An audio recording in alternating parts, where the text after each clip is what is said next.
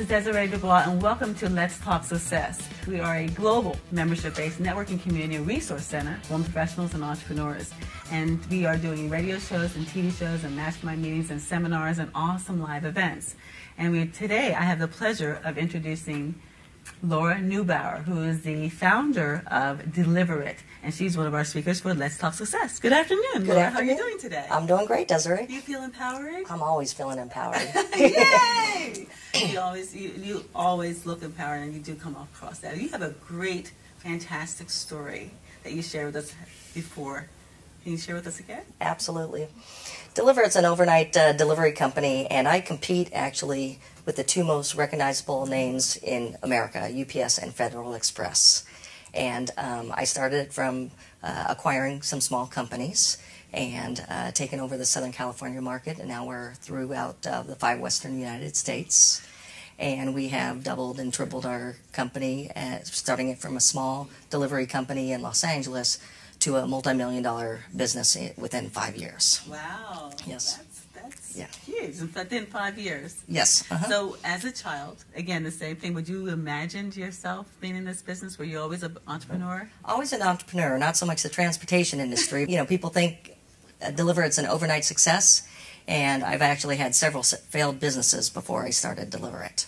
But as a child, I guess what gave me the entrepreneurial spirit is I came from a large family, not a lot of money, and it was later in my young adulthood where I heard a story of my parents who owned a restaurant in Wisconsin, and my dad was offered the very first McDonald's in the state. Yay! And he had a steak and lobster restaurant, and he threw McDonald's out of his door saying, "I'm not going to flip hamburgers." So I basically grew up a poor child throughout my life because he did not go for that opportunity. So in my eyes, I always look for opportunity. The different businesses that you started, tell us a little about that. I think it's important that people know that not the first one or everyone is successful. Absolutely. I put myself through marketing and advertising in college, and so I opened up a graphic design company, and that failed. And then I opened up a I figured there's always money in pets and children, so I opened up a pet supply company, and that failed. And I think part of it is we know what we want to do, and we have something we do very well, and we open up the doors in business, but we forget about that part of marketing and going out and selling, and we don't know how to. You know, so I think, you know, until you get to the spot where you can really go out and tell your story or have support in the sales and marketing, that's why most, I think, the businesses do fail.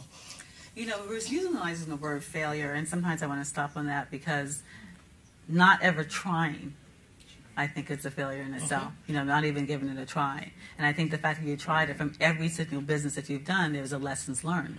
You know, and the best experience is the best teacher. So it really just gave you an opportunity. You just had few learning sessions. Absolutely, absolutely. You got a few degrees that gave you knowledge, you know, real life knowledge and experience and exposure, because I'm sure each one got better. You didn't make the same mistake twice. Absolutely not. You know, and so that one, so when people, you know, when you start out with something, which is important to know, you start with something, and if it doesn't work the way you think it's supposed to work, or doesn't create the financing or the success that you feel that you've defined, because remember, we define our success as well. You know, it's going to be specifically up to you to say whether this was a positive experience or successful experience or not. When you define that, it's okay, it didn't quite work out the way I wanted it to, but from here I've made some contacts, I've learned how to do this or do that. I'm going to take those skill sets and go into the next opportunity. Absolutely. Opportunity. But what did you learn then from those different ones that really enabled you to be able to start one that, you know? Well, I think marketing the businesses a little bit better. I think setting up structure for the businesses as well, and actually keeping your eyes open and not just so focused on exactly what you're doing, so you can add other products, add other lines, you know, keep your eyes open for the opportunities that are out there. Because remember, I run next to the big guys right now, and I don't look at them as competition, because when you look at the competition as competition, it's like, what are they doing, and how can I do it better? It's really not what they're doing, but you should look at what they are not doing. And that's where the opportunity, you can create your own opportunities in magic in business if you look at what they're not doing and start providing some of those services. You're absolutely right, because I hear people say, I can't do this because they're doing this or whatever, and it's like, no, you're an individual, you're going to do an individual style a different way, and like you said, just fill in those gaps or do something differently and better. But how did you get into this business? So how did you fall into it, or how did you even buy? Where did you have money to buy those other smaller businesses? I mean, I had no money. I had no money. I actually put myself through college as a driver, and then I just kind of advanced in different executive positions through several companies. Okay. And then finally I was given an opportunity to buy a few delivery companies in Los Angeles. And I negotiated a great deal because I had zero money. That's a great deal. But part of the problem with acquiring businesses is you don't grow into your expenses. Your expenses are established. So with that, if you have no money, problems your first month, your first year, what have you. So my first challenge and problem was a bank payroll of $40,000 with $4,000 in the bank. All right. That's enough. How did you do this? Yeah, so basically I thought my company was going to crumble within the first 30 days I had acquired it. And so it was Friday, $4,000 in the bank. Monday was a payroll for $40,000, and I went to the bank, almost robbed it, but that would be a bad idea.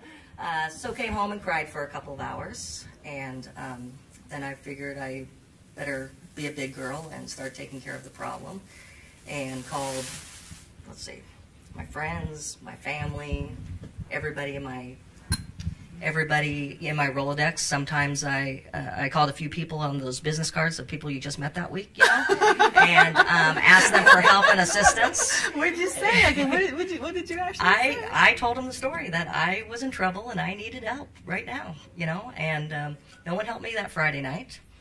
So I did the next thing and I went to Las Vegas. No, I really want to know. I didn't earn the $40,000, but I did make a dent in it. But when I came home on Sunday evening, there was a voicemail that said, "Laura, I understand you're in trouble and you need help, and I'm going to help you." And that was probably the best business lesson I learned, is when you do need help, go out and get it. Don't think you're all big and powerful and can take care of it yourself, because there are people out there that will help you. Was that person that you knew previously, or a person you Yes. just... It was? Yes. Okay. Wow. Wow. Because, that's just so touching. I'm going to know about Vegas, too, but... Where did you look? I think we all could use that lesson. Yes. But that's touching, because that's where a lot of us fail, because we just think ourselves, because we just either too proud, like you say, or just we don't think that people will help us, or we don't think it's their problem, or it's hard. It's hard. Women are naturally givers, I think, for the most part. We're better givers than we are asking for help. Yeah, and it's difficult for people to ask for help. It but is. If you change the psychology that people want to help, and people feel honored when you call them for help, that they are special in your life, that you would actually call them to help you. So it puts them in a different place in the relationship scale, of your friendship. So.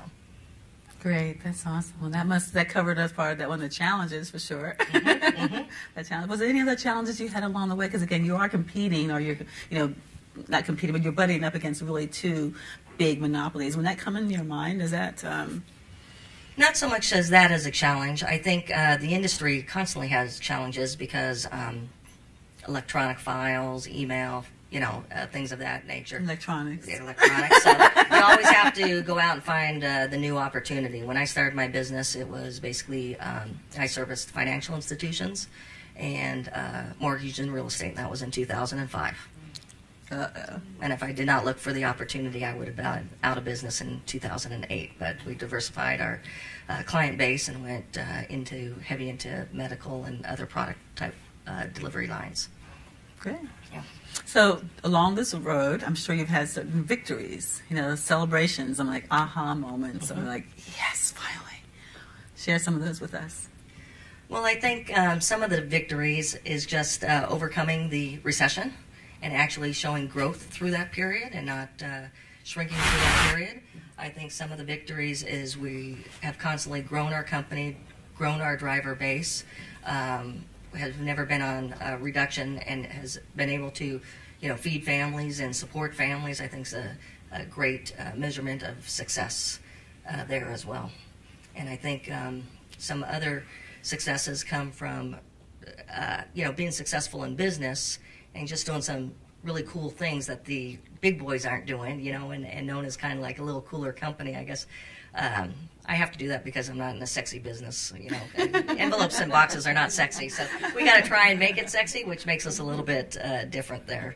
And so, we just have a great business running next to them, and I think my staff, if you talk to any of them, they talk like they own the business. So that's very successful that they've bought into the philosophies of the business itself, and you could talk to them and they would talk back to a customer or client that they own the business. That's huge. Mm-hmm. It's huge that you have a team like that. You have most of the people have been around for a while? Since the start of the company. Wow. Yeah. Wow. That's pretty powerful. Yeah. And so some successes you've had is like winning 2 games out of 3. Yesterday we won 2 games out of 3. So that's your other side. That's your personal side, your yes. balance. So tell us a little about that, because I think it's really exciting that you're involved in that area. Well, I'm a big supporter of youth sports. I coach. I mentor young women. I started a nonprofit called For Every Athlete's Dream, which helps youths and teens continue playing competitive sports and help them either with financial aid or equipment, because I believe sports gives children discipline, structure, and I think they'll make the business owners and leaders of tomorrow. Yeah.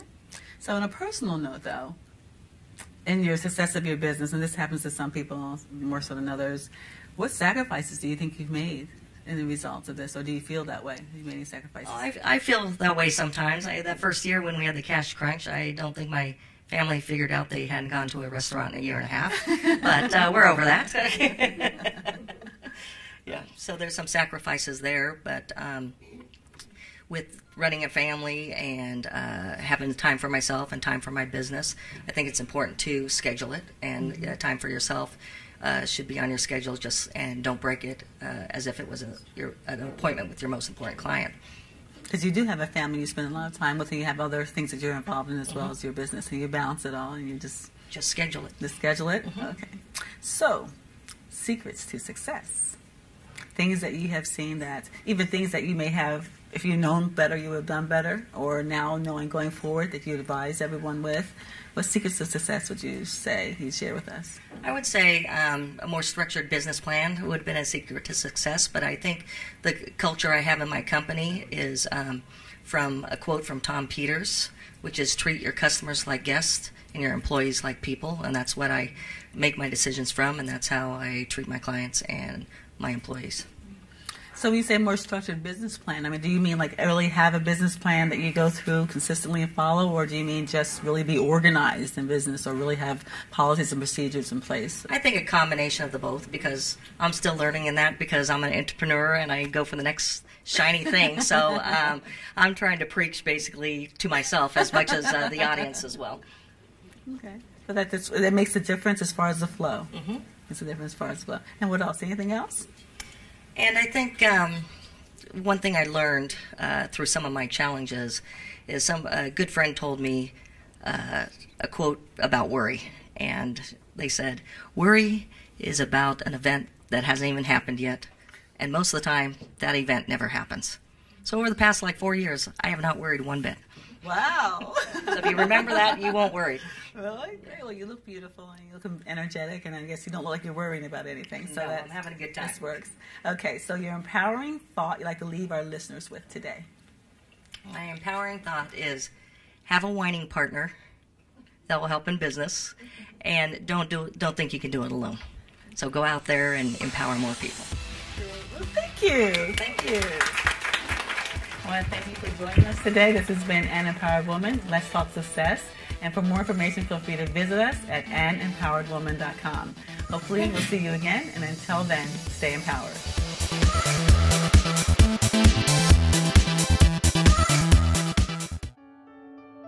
If you are passionate about your message, if you want your book to be the best it can be, and if you want someone to do it for you with your collaboration every step of the way, then Ellen Reed is the one for you.